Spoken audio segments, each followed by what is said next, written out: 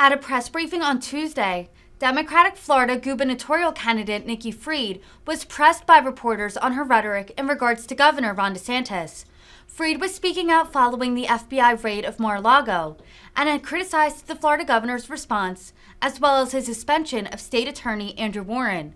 After she called for an end to partisanship and the demonizing of political opponents, a reporter pressed her on her past comments regarding DeSantis. In April, Fried, Florida's agriculture commissioner, called DeSantis a dictator in an interview with WPTV. She said, quote, "A lot of the actions that Ron DeSantis has been taking mirror some of the actions that were taken by Hitler on his rise to power."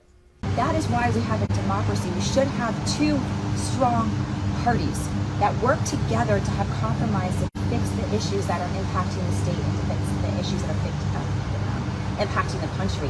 And the political divide is more intense today than it has been since, quite honestly, the Civil War.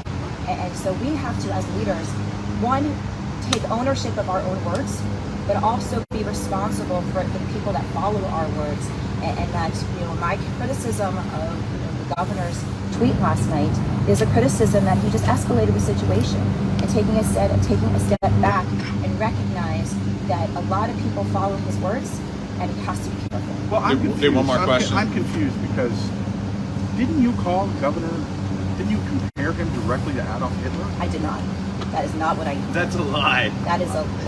Well, you brought up Adolf Hitler in an interview, and you talked about it a couple of times. So how is that not charged language and rhetoric is polarizing? What I have said, Gary, is that there is a lot of actions that we are seeing in the state of Florida that is infringing upon people's rights, that are taking away people's rights. We are burning books in the state of Florida by banning them. And there's a lot of things. We have Nazis that are literally marching in the streets of Florida.